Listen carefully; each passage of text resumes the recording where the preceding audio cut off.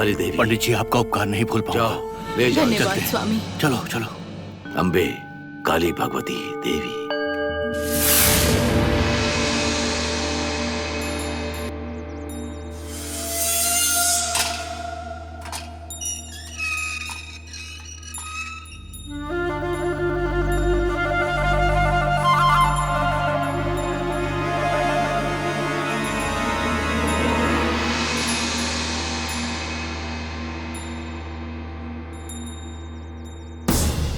आपका स्वागत है पंडित जी। आप यहाँ पर पधारेंगे, हमारे गुरुजी ने पहले ही बताया था। उनकी पूजा अभी ही खत्म हुई है। उठो उठो। गुरुजी नमस्कार। पीछे कार्यों में ऐसा क्यों हुआ? पूजा के हिसाब से मैंने कोई कमी नहीं की, कोई बाधा भी नहीं आई, सब कुछ सही से चल रहा था। उस गांव में सारे के सारे नाग मेरे वश में आ चुके थे। पूजा भी सही चल रही थी, ऐसा मैंने सोचा था। परंतु गंगा माँ के पक्ष में रहने वाली वो नाग माता, वैसी शक्ति वाली नाग पीढ़ी दर पीढ़ी से किसी एक देवता को या फिर यक्षिणी की सेवा करके अपने इच्छा के कार्य को पूरा करवाते हैं वो, और उन्हें भी देवताओं द्वारा रक्षा प्राप्त होता रहता है।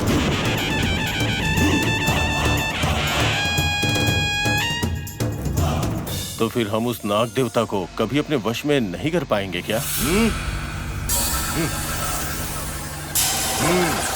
बैठो इधर। अम्बे, काली देवी, ज्योति वाली भगवती अम्बे, तुम्हारे प्रश्नों के लिए मैंने इसे तैयार करके रखा है। उसका विस्तार इस तालपत्री में है।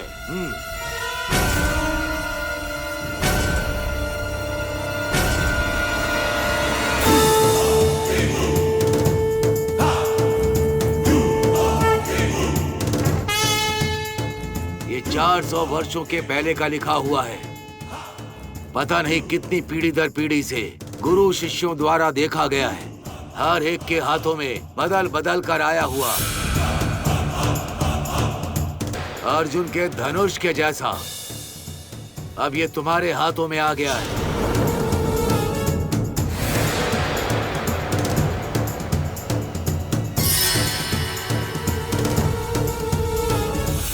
महागरुण प्रयोग मंत्र हमारे जैसे तांत्रिक उपासक के लिए ये एक ब्रह्मास्त्र के जैसा है। इसे बहुत जल्दी प्रयोग में मत लाना। अगर इससे कहीं गलती हो गई तो हमारे पास जो शक्ति है वो भी कम हो जाएगी। गरुड़ के प्रयोग से ऐसा कुछ नहीं है जो नहीं हो सकता।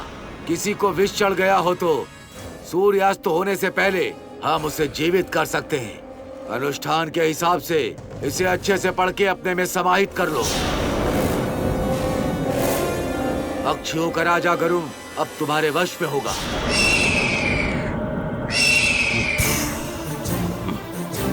तुम जिस जगह पर रह रहे हो तुम्हारा छांव बनकर घूमता रहेगा। उस छांव से बनने वाले गोले के हिस्से के अंदर जो भी सर्प होगा वो बाहर नहीं आ पाएगा।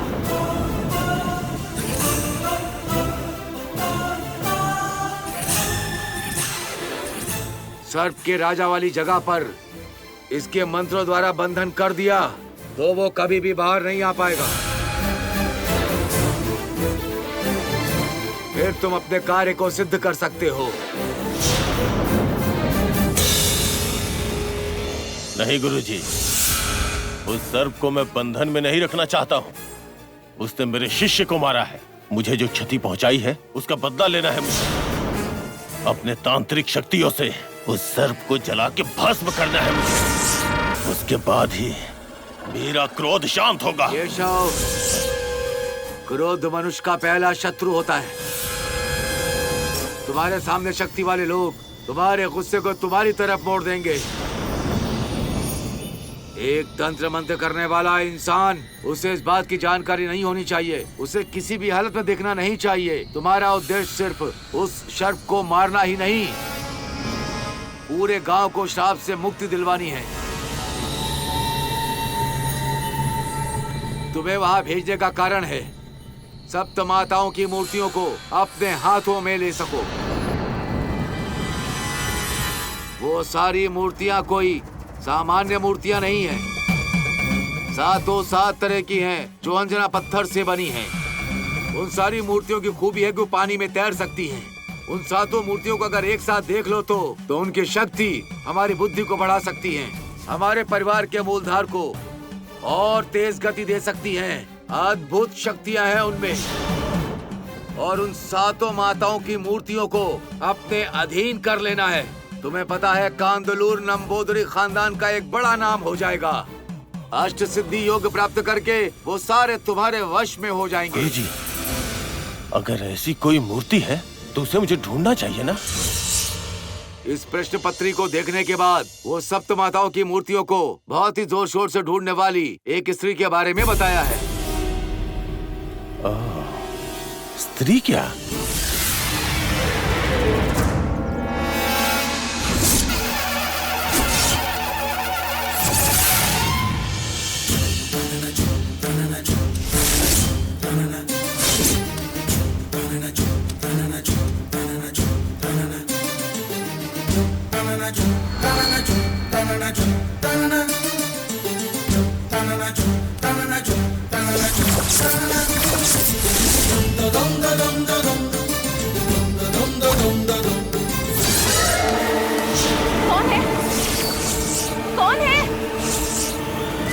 बताओ, ये क्या पागलपन है?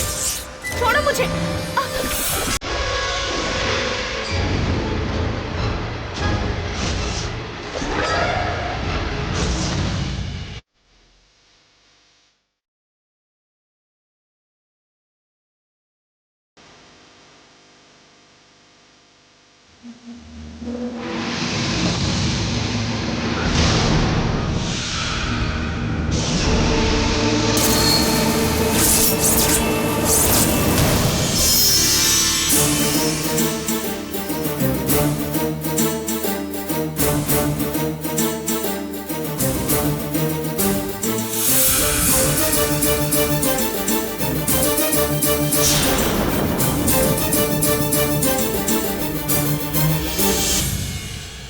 स्त्री क्या?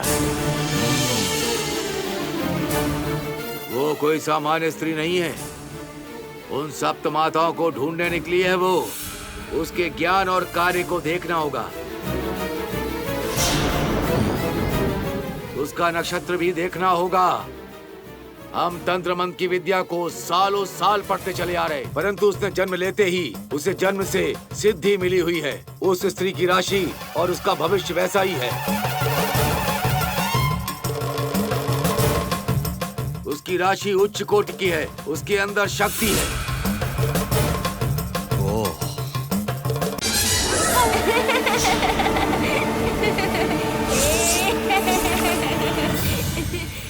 डर गई क्या? मैं ही हूँ। मैंने तुम्हें डरा दिया। देखो तुम डर गई।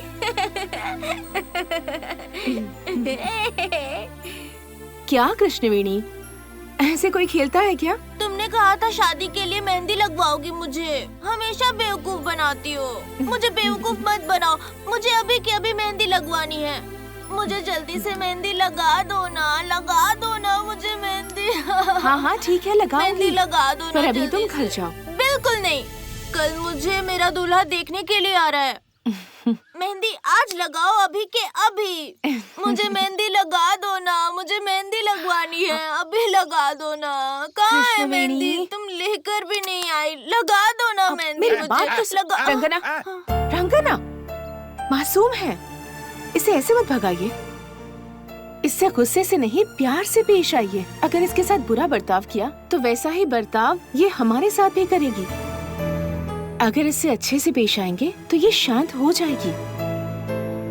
अच्छा, आप यहाँ क्या कर रहे हैं?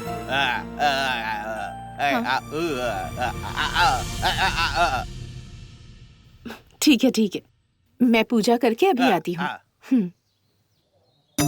कृष्णवेणी, तुम मेरे साथ चलो।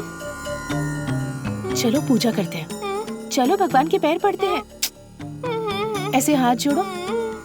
ऐसे करो, देखो।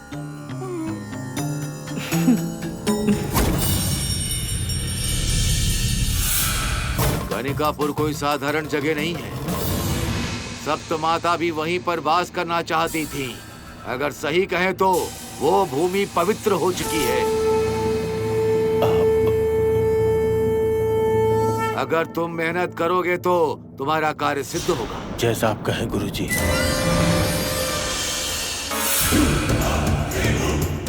अम्बे, ओम काली, भद्रकाली, नीली, सूली, भयंकरी, काली माता।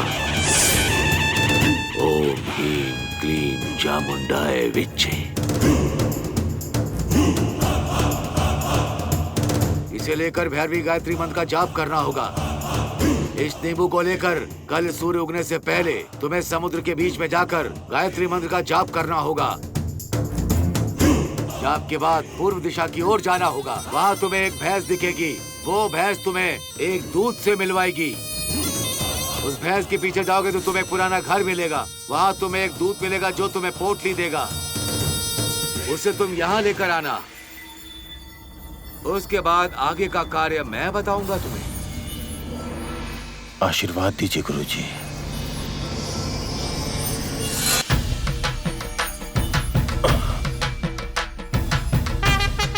जैसा आपका आदेश गुरुजी। तुम्हारा कार्य सफल हो इसके लिए मैं भगवती से प्रार्थना करूंगा। जय हो अम्बे की। जाकर आओ। चलता हूँ गुरुजी। हे माँ काल भैरवी।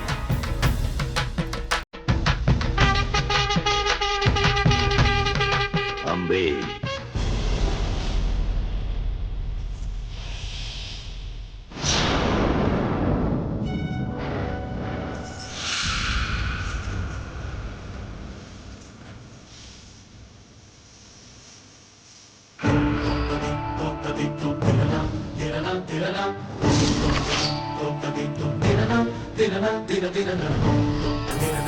चामुंडी का रूप लेने वाली मैं, मेरा ऐसा हाल हो गया तो इस गांव में रहने वाली मासूम लड़कियों का क्या हाल होगा बताओ। इसलिए अब से किसी भी लड़की के साथ ऐसा नहीं होना चाहिए। तुम सब सिर्फ पत्थर की मूर्तियां हो। तुम्हें कोई दैवीय शक्ति नहीं। तुम्हें यहाँ रहने का कोई हक नहीं है।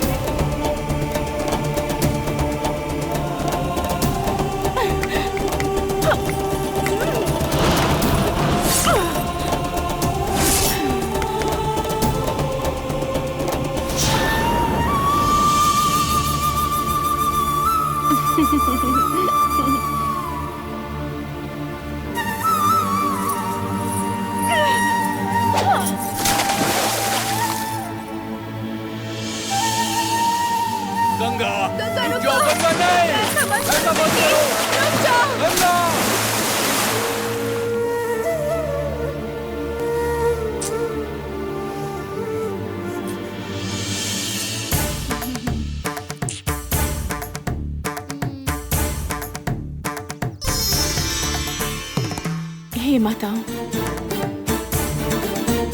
जब से गंगा की कहानी सुनी है तब से ऐसा लग रहा है जैसे सब कुछ मेरे ही साथ हुआ है। डर लग रहा है, मन शांत हो रहा है। गांव वालों ने भी उनका उस वक्त साथ नहीं दिया। गंगा माँ का गुस्सा न सिर्फ जमींदार पर था बल्कि इस गांव के सारे लोगों पर भी था। और वही इस गांव के लोगों के लिए श्राप बनकर एक जमींदार के किए हुए पाप के कारण 60 सालों के बाद भी इस गांव में पैदा होने वाली लड़कियां उस पाप की सजा भुगत रही हैं। अब तो हम सब गंगा को भी देवी की तरह ही पूजते हैं। उनका गुस्सा, उनका क्रोध हमें कैसे भी शांत करना होगा। इस संसार को चलाने वाली अगर तुम्हारा कोई अस्तित्व है, अगर तुम सत्य हो तो हमें श्राप से मुक्ति का रास्ता दिखाओ।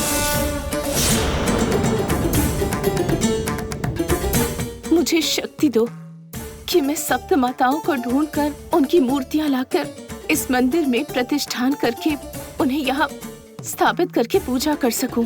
मुझे शक्ति दीजिए ताकि गुरुजी ने जो कहा है वो पूरा कर सकूं। अगर मेरे अंदर सच में कोई शक्ति विद्यमान है तो मुझे आशीर्वाद दीजिए।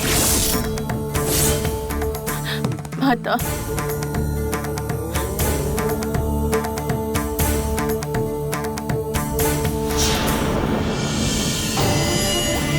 मैं एक बहुत बड़ा कार्य करने जा रही हूँ माँ, और मेरे मन में संदेह हो रहा है कि मैं इसे पूरा कर पाऊंगी या नहीं। अब आपको साथ देकर मुझसे ये काम पूर्ण करवाना है।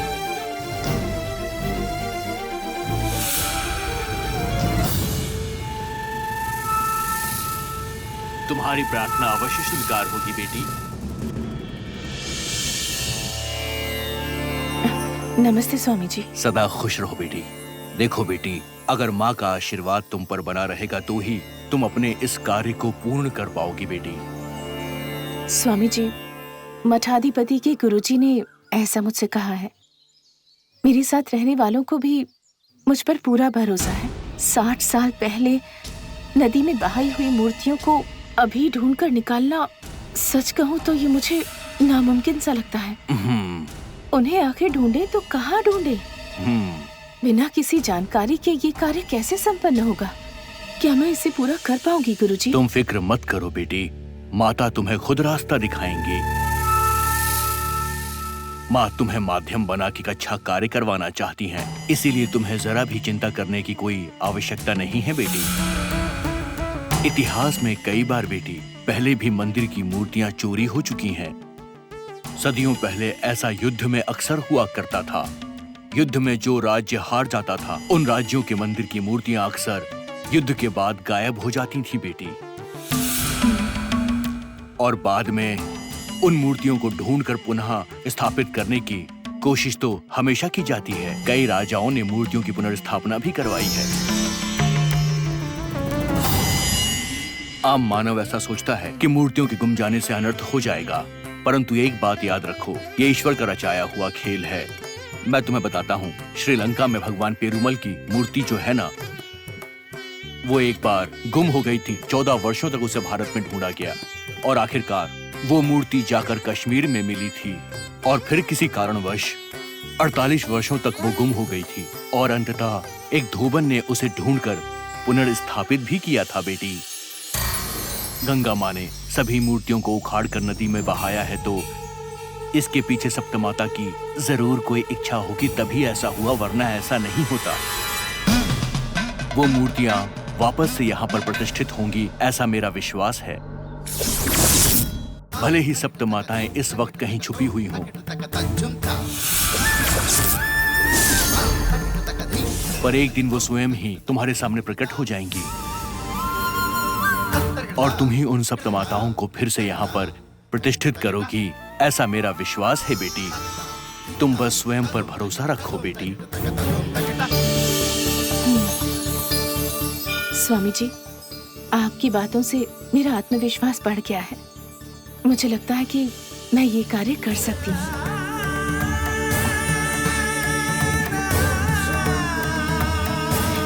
माता,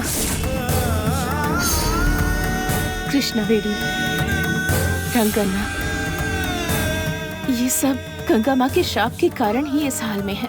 और सिर्फ यही नहीं, इस गांव में इनके जैसे बहुत से लोग हैं। इन सबको भी अधिकार है अपने परिवार के साथ खुशियों भरी जिंदगी जीने का। आपके आशीर्वाद से मैं सप्त माताओं की मूर्तियां ढूंढ कर रहूंगी।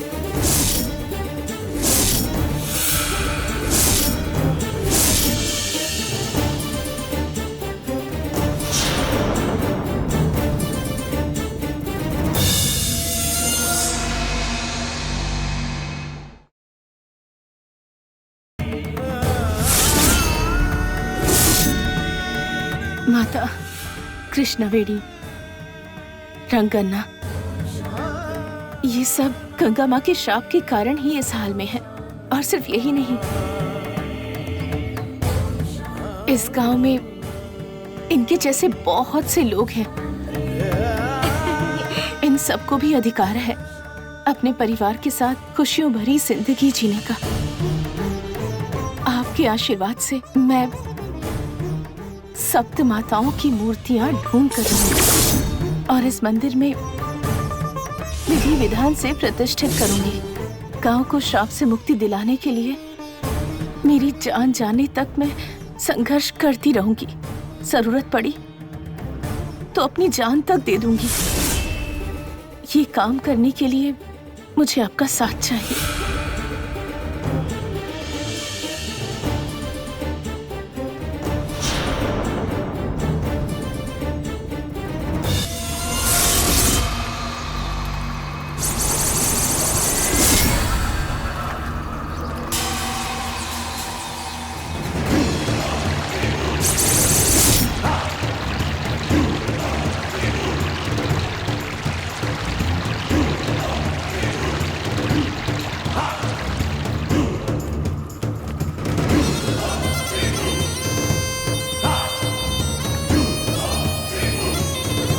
करोड़ों सूर्य के समान दीप्तमान, संसार समुद्र से तारने वाले, नीलकंठ वाले, 3 नयनों वाले, काल के भी काल महाकाल,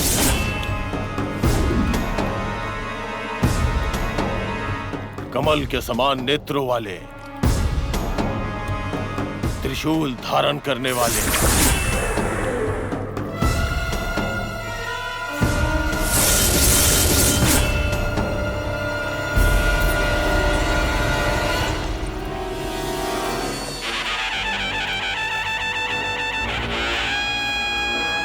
यम जम जम काल कालिनी, लम लम लम काल दूतने, भैरव मुझे रास्ता दिखाओ।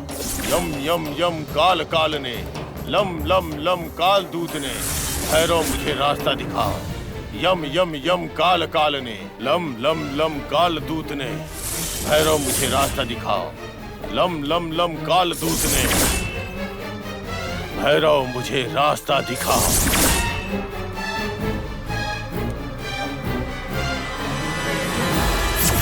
जहाँ तक मेरा ज्ञान है, माता के प्रसन्न हो जाने पर उन सप्त माताओं की मूर्तियों को ढूंढ कर निकालने के लिए मात्र वो ही स्त्री है।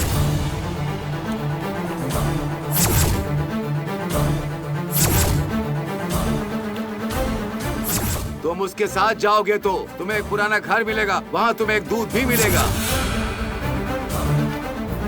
वो दूध तुम्हें एक पोटली देगा।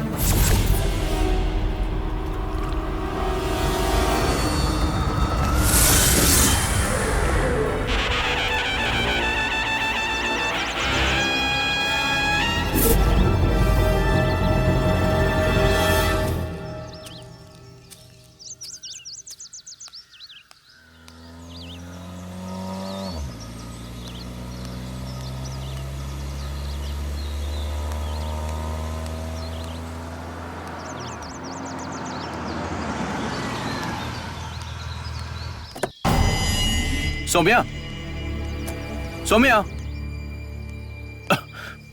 सौम्या, मेरी बात तो सुनो एक बार। जरूरी बात करनी है तुमसे। किस लिए? क्या बात करनी है? देखो, तुम्हारी दीदी के बारे में कुछ बात करनी थी। क्या हुआ मेरी दीदी को? गुरुजी हमारे घर आए थे, उन्होंने दीदी के बारे में कुछ बताया है। क्या बताया? दिव्यानी के पास कोई दैवी शक्ति है और वो सप्त माताओं को ढूंढकर उन्हें फिर से स्थापित करवा सकती हैं। पूरा गांव तुम्हारी दीदी के बारे में बात कर रहा है। अगर तुम्हारी दीदी ने उन्हें ढूंढ लिया तो स्थापना करवाते ही गंगा माँ का जो श्राप है वो शायद इस गांव से हमेशा के लिए खत्म हो जाएगा और गांव वाले शांति से रह पाएंगे। गांव वालों को हमेशा के लिए मुक्ति मिल जाएगी। मुक्ति मिलेगी वो ठीक है, लेकिन उसके लिए मेरी दीदी को कैसे कैसे मुसीबत झेलने पड़ेंगे ये सोचती हूँ तो दुख होता है। बाहर शहर में पढ़कर काम करने का आदेश भी मेरी दीदी को इस गांव की तरफ से ही मिला था। गंगम्मा ने खुद आदेश दिया था, ये सोचकर हम सब बहुत खुश थे। वैसे ही शादी करके सिटी में ही सेटल हो जाएगी, इसका आदेश भी गंगम्मा दे देंगी, यही भरोसा था हमें।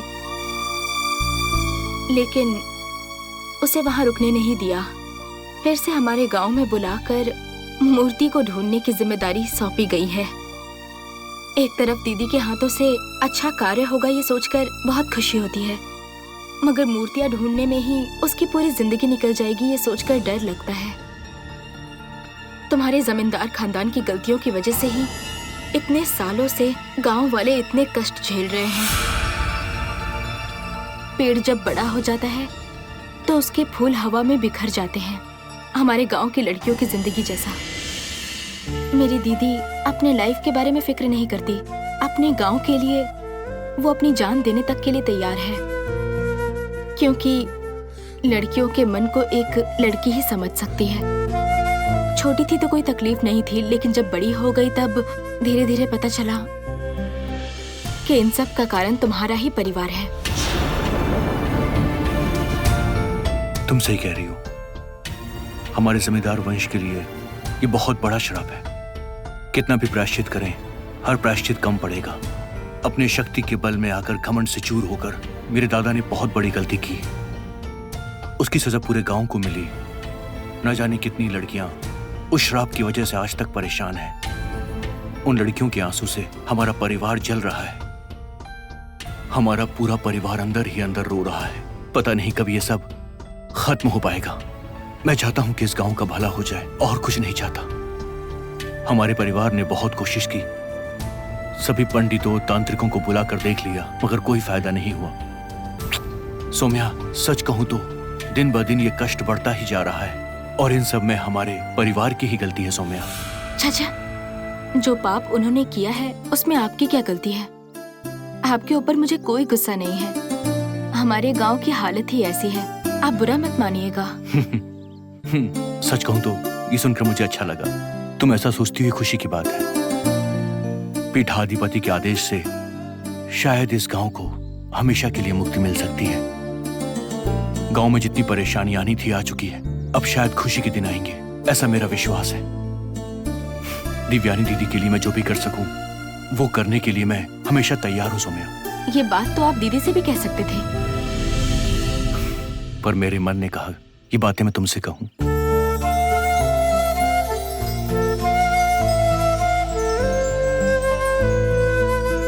सौम्या, मुक्ति बस हमारे गांव के लिए नहीं, हमारे लिए भी है। हमारी भी शादी हो पाएगी।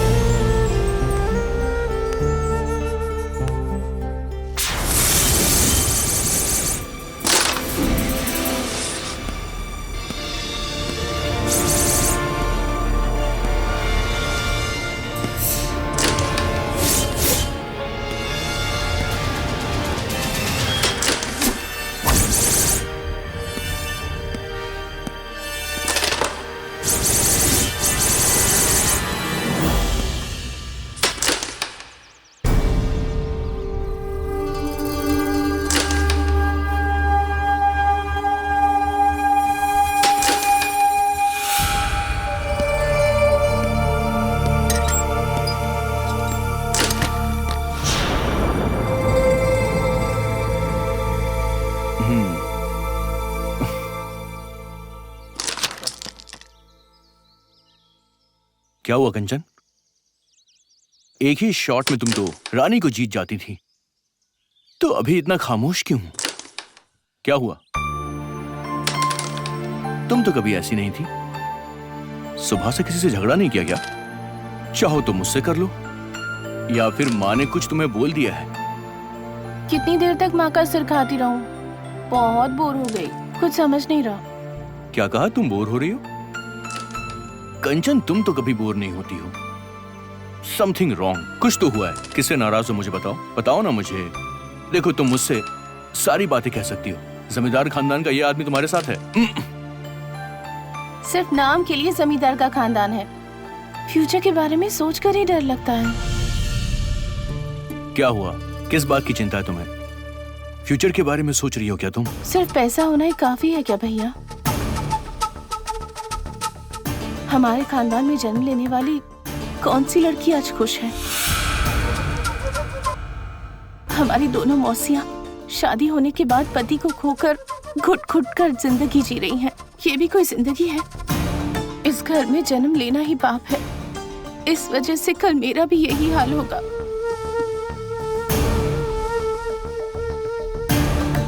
लड़कों को तो कोई परेशानी नहीं है, दूसरे गांव की लड़कियों से शादी करके खुशी से रह सकते हैं, लेकिन हम लोगों का क्या?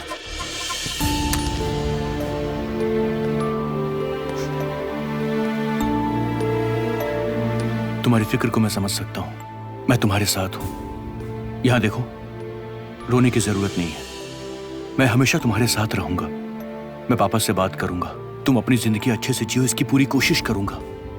देखना सब कुछ ठीक हो जाएगा। तुम्हारे कहने से सब ठीक हो जाएगा क्या? फॉरेन टूर पर जाना चाहते थे ना?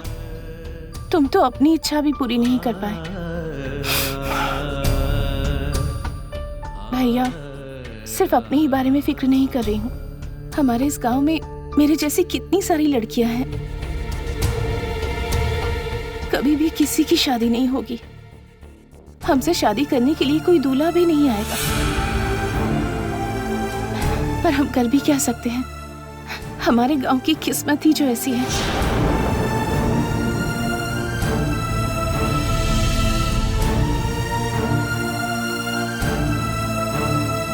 नहीं कंचन, अब इस गांव के साथ और बुरा नहीं होगा। नहीं भैया, जब से जन्म लिया है तब से कितने हादसे देखे हैं। खेलना कूदना तो एक उम्र तक ही होता है, बाद में जमींदार की लड़की से माली की लड़की तक सब। आगे की जिंदगी मुसीबत से भरी है, यही सोचकर सारी जिंदगी काट देते हैं। यही हमारी जिंदगी है।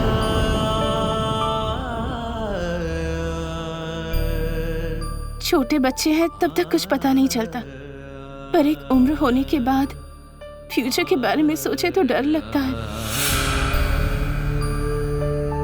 और हिम्मत करके कोई मुझसे शादी करने भी नहीं आएगा। वैसे भी कोई आया तो शादी के बाद वो लड़का जिंदा नहीं रहेगा। इस बंगले के अंदर ही सारी जिंदगी घुट घुट कर जीना है। यही है हमारी किस्मत भैया। फिक्र मत करो तुम। प्रेसिडेंट की बेटी दिव्यानी की वजह से हम सब के अंदर एक छोटी सी आशा की किरण जगी है। दिव्यानी पर गंगा माँ का आशीर्वाद है और दिव्यानी ही सप्त माताओं की मूर्तियों को फिर से ढूंढ सकती है, उनकी प्रतिष्ठा करवा सकती है। मठाधिपति ने खुद ये बात हमसे कही है। अगर ऐसा हो गया तो इस गांव को हमेशा के लिए मुक्ति जरूर मिल जाएगी। गांव के लोग बहुत खुश हैं कंचन।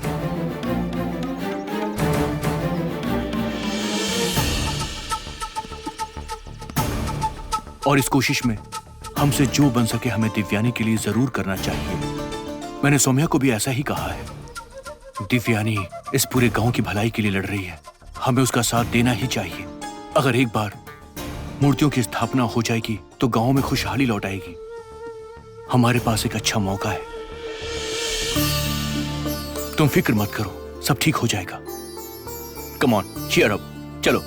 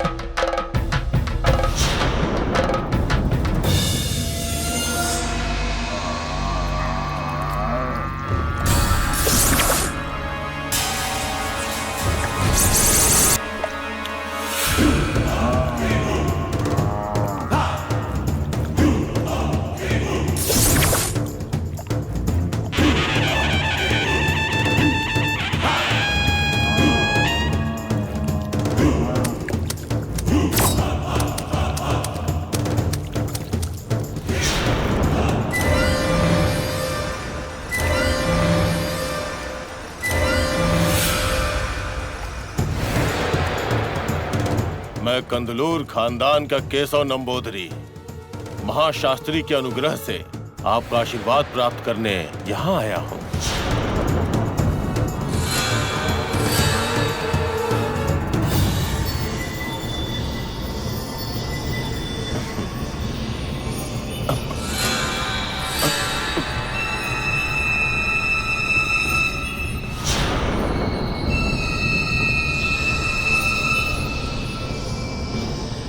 जाप के बाद पूर्व दिशा की ओर जाना होगा। वहाँ तुम्हें एक भैंस दिखेगी।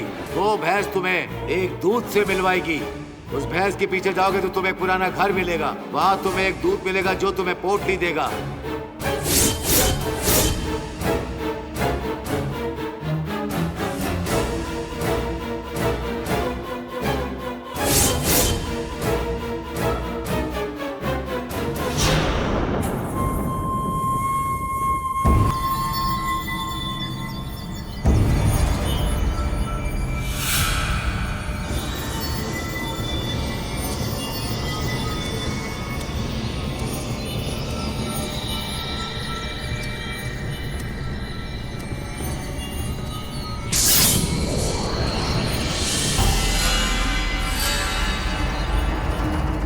शिष्य,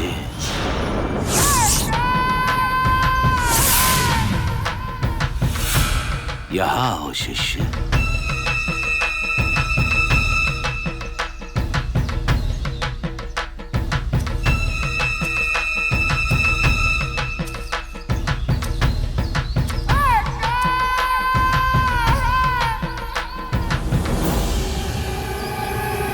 आपका दर्शन मेरा सौभाग्य है। तुम अपने कार्य में सफल हो, यही आशीर्वाद है।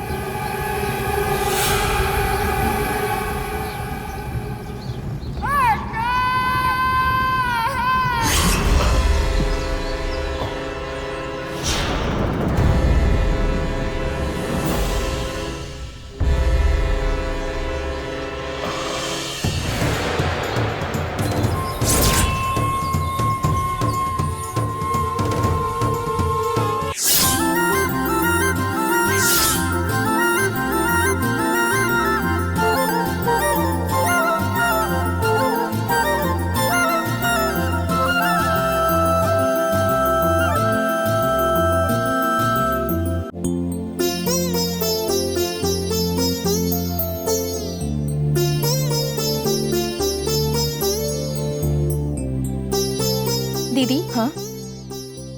जैसा आपने कहा था वैसे ही रंगोली के आटे में शक्कर पीस कर लाई हूँ। थैंक्स सौम्या। मैंने आंगन धोया था, जरा जाकर देख तो सूखा या नहीं। तभी कान्हा के पैरों के निशान वहाँ अच्छे से बन पाएंगे, है ना? अच्छे से सूख गया है दीदी। दहलीज पर भी पैर का निशान बनाना होगा। आप आ रही हैं या फिर मैं ही कर दूं? तुम जाकर बनाना शुरू करो, मैं और आटा मिलाकर ले आती हूँ। अच्छा, हमेशा तो चावल के आटे से ही रंगोली बनाते थे, फिर इस बार आपने इसमें शक्कर मिलाने के लिए क्यों कहा? उस कृष्णा को माधव, केशव, गोविंद ऐसे कितने ही नामों से बुलाते हैं, पर कान्हा नाम से बुलाने से उनके बाल रूप की छवि हमारी आंखों के सामने आ जाती है। उनकी बाल लीला में कितनी मिठास होती है ना। कान्हा की आवाज, आंखें, होंठ, उनका चलना, उनकी मस्ती, उनकी नटखट नजरें, उनकी मुस्कान, ये सारी बातें लोगों को मोहित कर देती हैं। तो हमारे प्यारे उस कान्हा के लिए अगर हम सिर्फ चावल के आटे की ही रंगोली बनाए तो ठीक नहीं होगा।